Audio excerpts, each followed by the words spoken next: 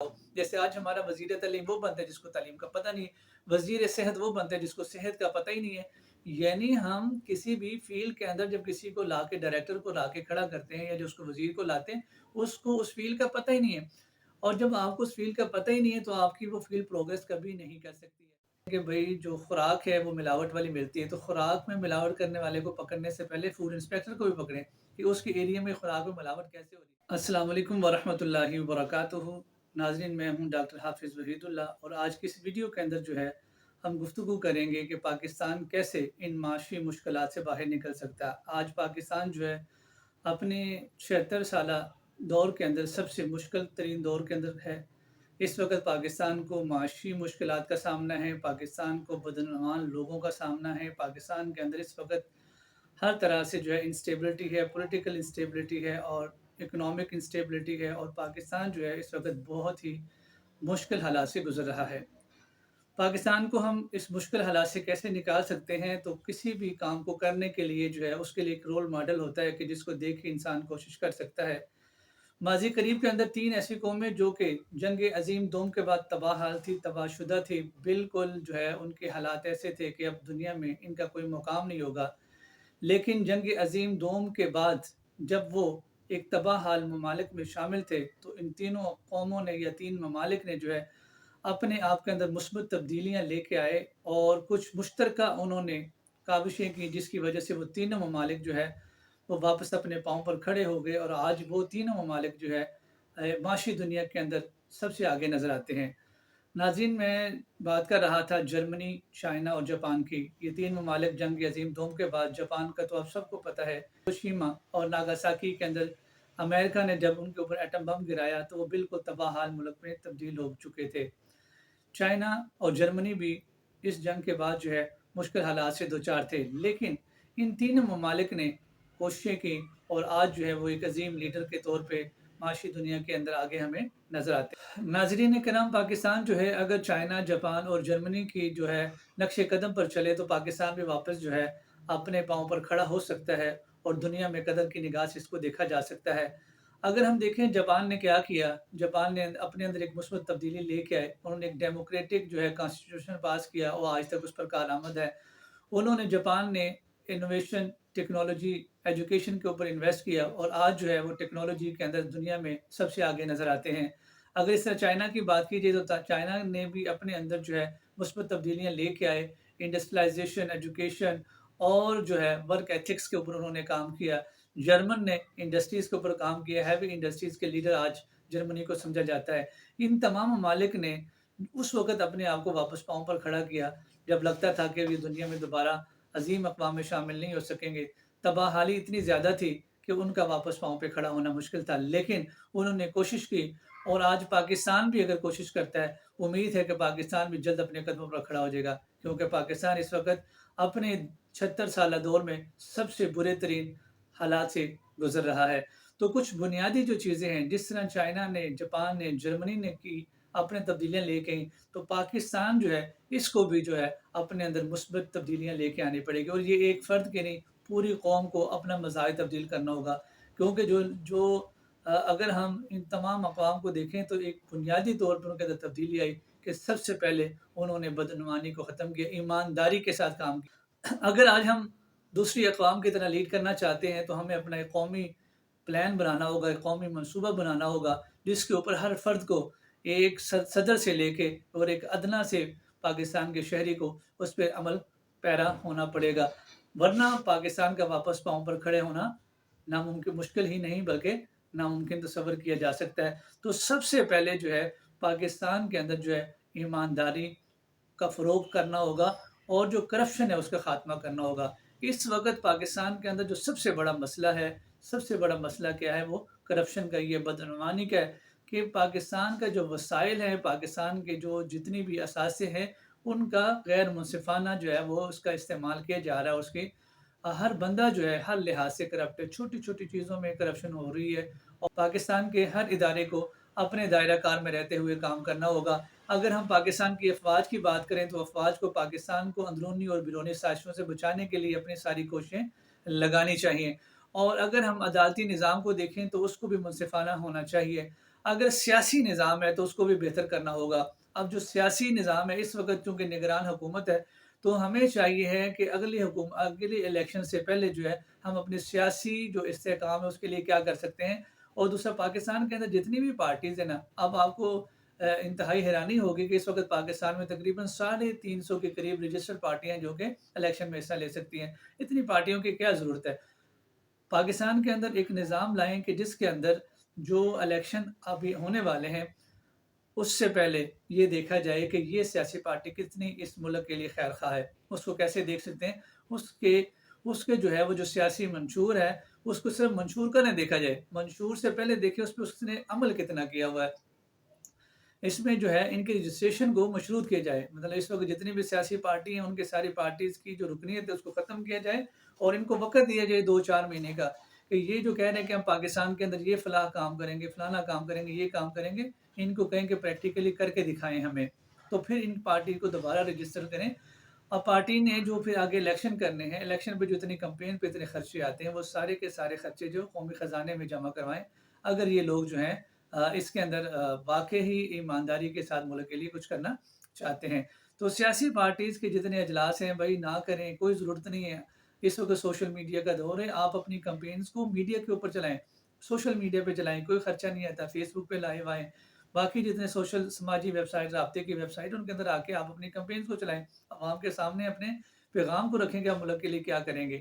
تو جتنی بھی پارٹیز ہیں ان کے سے میں ان سے گزارش کرتا ہوں کہ بھائی آپ لوگ جتنا بھی، اب ایک بندہ اگر اب دیکھیں فرض کریں اگر 200 بندہ الیکشن پہ کھڑا ہے MNA کے لیے، 500 بندہ MP کے لیے ہے، تو اگر کم از کم 1-1 کروڑ روپے بھی اگر خرچہ کرے نا، 1-1 کروڑ روپے بھی، تو 7-8 ارب روپے، مطلب یہ تو ویسے میں کم کہہ رہا ہوں، 7-8 ارب روپے کمپینوں پہ لگ جاتے ایک پارٹی کے۔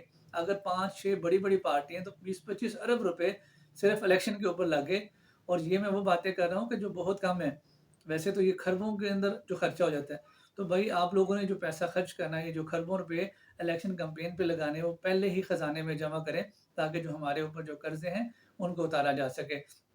اسی طریقے سے جو ہمارے جتنے بھی افواج کے سربراہان ہیں، عدلیہ کے بڑے لوگ ہیں، اکابرین ہیں، سیاستدان ہیں، یہ سب مل کے بیٹھیں کہ قوم کے لیے فیصلہ کریں کہ بھائی ایک بات بڑی مشہور ہے کہ جو گورنمنٹ کے ملازمین ہیں وہ ویلے بیٹھنے کے، یعنی بیکار بیٹھنے کی تنخواہ لیتے ہیں اور کام کرنے کے لیے رشوت لیتے ہیں۔ تو یہ جو رشوت کا جو کلچر ہے، جو رشوت کا جو ہمارا سماج بن چکا ہے، اس کے اوپر ہم نے کنٹرول کرنا ہوگا۔ اب دیکھیں نا کہ ہمارے ملک کے اندر ہم کہتے ہیں کہ بھئی جو خوراک ہے وہ ملاوٹ والی ملتی ہے، تو خوراک میں ملاوٹ کرنے والے کو پکڑنے سے پہلے فوڈ انسپیکٹر کو بھی پکڑیں کہ اس کے ایریا میں خوراک میں ملاوٹ کیسے ہو رہی، وہ کیوں نہیں پکڑ رہا۔ اگر ادویات جعلی بک رہی ہیں، اگر ہاسپٹلس کے اندر یا انڈسٹریز کے اندر یا فارمیسیز کے اوپر جو ہے وہ جو میڈیسن ہے وہ 2 نمبر بیچی جا رہی ہے، تو فارمیسی کو سیل کرنے سے پہلے ڈرگ انسپیکٹر کو پکڑا جائے۔ تو کہنے کا مقصد یہ ہے کہ جہاں پہ بجلی کی چوریاں ہو رہی ہیں، بجلی چور کو پکڑنے سے پہلے جو ہے وہ لائن مین سپرنٹینڈنٹ کو پکڑا جائے کہ بھائی تمہارے علاقے میں چوری کیوں ہو رہی ہے۔ آج جو ہے ہمیں جو مسائل کا سامنا ہے اس کی بنیادی وجہ یہ ہے کہ ہم نئیس القوم جو ہے وہ سارے کے سارے کرپٹ ہوتے جا رہے ہیں، بدعنوان ہے۔ اس وقت 50% پاکستانی جو ہے وہ تقریباً بجلی کا چوری سے استعمال کریں، چوری کی بجلی استعمال کریں، یہ ملک کو نقصان پہنچ رہا ہے۔ ہمیں قومی سطح پر یہ فیصلہ کرنا ہوگا کہ ہم دیکھیں اگر ہم دن کی روشنی میں کام کرنا شروع کر دیں تو اس سے بھی ہمیں بڑا فائدہ ہوگا۔ اب صبح جو ہے ہم 10-11-12 بجے اٹھ رہے ہوتے ہیں، مغرب سے لے کے رات 2-2 بجے تک ہماری مارکیٹیں اوپن ہیں۔ یہ مہنگائی کہاں سے ہے؟ مہنگائی کیا ہے؟ پیٹرول میں ابھی جو بجلی ہے پیٹرول پہ بنتی ہے، پیٹرول کہاں سے آئے گا؟ وہ ڈالرز کی شکل میں آئے گا، پیسہ باہر جائے گا، پھر اس سے پیٹرول آئے گا۔ اگر وہی بجلی کا استعمال ہم کم کر دیں تو ہمارے جو بیرونی جو فارن جو ریزروز ہیں وہ بڑھیں گے۔ اب اللہ تعالیٰ کیا کہتے ہیں کہ وَجَعَلْنَا اللَّيْلَ لِبَاسًا وَجَعَلْنَا النَّهَارَ مَعَاشًا، کہ رات کو میں نے سونے کے لیے بنایا ہے اور دن کو کام کرنے کے لیے بھی ہم نے الٹ کر دیا۔ ہم دن کی روشنی میں سوتے ہیں اور رات کو پھر جب روشنی نہیں ہوتی، مصنوعی روشنیوں کے اندر جو ہے ہم کام کرتے ہیں۔ تو ملک کا دیکھیں اگر اتنی جو مارکیٹس ہیں یہ ساری بند ہوں گی تو کتنی ہمیں بچت ہوگی۔ یہ جو تبدیلیاں آنی ہیں یہ صرف جو ہے وہ حکمرانوں کے ٹھیک ہونے سے نہیں آنی، ٹھیک ہے۔ یہ تبدیلی تب آئے گی جب عوام بھی ساتھ دے گی۔ عوام کو چاہیے کہ وہ اپنے جو ہے وہ بجلی کو جو ہے وہ دن کے اندر اپنے کاموں کو کریں، رات کو کم سے کم بجلی کا استعمال کریں۔ آپ کو پتہ ہے کہ سب سے زیادہ بجلی کا جو ہمارا استعمال وہ پیک آورز میں ہوتا ہے، गवर्नमेंट कहती है कि शाम 5 बजे से लेकर रात 11 बजे तक बिजली इस्तेमाल ना करें, और शाम 5 बजे से लेके रात 11 बजे तक ही हमारी सबसे ज़्यादा बिजली इस्तेमाल होती है। गवर्नमेंट जो जैसे निगरान सेटअप है, इसने भी और आइंदा आने वाली गवर्नमेंट ने, जब तक हमारे मुल्क के हालात ठीक नहीं होते, जो कौमी असम्बली के इजलास है उधर करने की कोई ज़रूरत नहीं है। आप ऑनलाइन जो है अपनी मीटिंग्स करें, इजलास बुलाएं, 100-200 लोग होते हैं, आप ज़ूम के ऊपर मीटिंग कर सकते हैं, मीटअप के ऊपर मीटिंग कर सकते हैं, वहाँ पे आप फैसले करें। ज़ूम के ऊपर मीटिंग करेंगे तो आपके हर इजलास के 10-15 करोड़ रुपए जो खर्चा है वो बचत में, वो सेविंग के अंदर आ जाएगा, आप पैसों को बचा सकते हैं। और उसके अलावा जो है जो कौम के जो कौमी जो हमारा निज़ाम है उसके अंदर जो ग्रेड सिस्टम है उसमें तमाम ग्रेड को बराबर किया जाए। ये नहीं कि महकमा तालीम के जो ग्रेड 18 का या 20 का बंदा है उसकी तनख्वाह तो 1.5 लाख है, लेकिन वही दूसरे महकमे के अंदर 10-10 लाख रुपए ले रहे हैं, और उनको फ्री बिजली भी मिल रही है, फिर फ्री पेट्रोल भी मिल रहा है, बाकी सारी मुराद भी मिल रही हैं। तो इस निज़ाम को बेहतर किया जाए, सिक्योरिटी को बेहतर किया जाए, सारे मामलात को बेहतर किया जाए, इंसाफ को तेज़ किया जाए, जल्दी लोगों को इंसाफ मुहैया की जाए। ये बुनियादी तौर पे कुछ तब्दीलियाँ हैं जो कि हमें अपने अंदर लानी होंगी। जब तक जब तक हम स्ट्रॉन्ग वर्क एथिक्स पे अमल नहीं करेंगे, हम ठीक नहीं हो सकते। अब इस पे मैं एक बात जो है कुरान मजीद फुरकान हमीद में से शेयर करना चाहूँगा। सूरह यूसुफ के अंदर से मैं एक वाक़या शेयर करना चाहूँगा कि जब मिस्र के अंदर हालात ख़राब हुए, तो यूसुफ अलैहिस्सलातु वस्सलाम ने ख़ुद को पेश किया कि मैं जो है आपके जो है माशी वज़ीर माशियात जो है वो बनना चाहूँगा, और मैं इंशाअल्लाह इस मुश्किलात में से निकाल दूँगा। तो हज़रत यूसुफ अलैहिस्सलातु वस्सलाम ने अपनी 2 खूबियाँ बयान की। एक खूबी ये बयान की कि इन्नी हफ़ीज़ुन, कि मैं ईमानदार हूँ, अलीमुन और जानने वाला हूँ। हमें जो है मुल्क पाकिस्तान के अंदर जितनी भी जो लीडरशिप है, जो भी लोग हैं, यानी किसी भी कुर्सी पर बैठने के लिए सूरह यूसुफ के अंदर यूसुफ अलैहिस्सलाम 2 खूबियाँ बयान करें कि इन्नी हफ़ीज़ुन अलीम, कि इंसान ईमानदार हो और उसका इल्म भी रखता हो। जैसे आज हमारा वज़ीर तालीम वो बनता है जिसको तालीम का पता नहीं है, वज़ीर सेहत वो बनता है जिसको सेहत का पता ही नहीं है।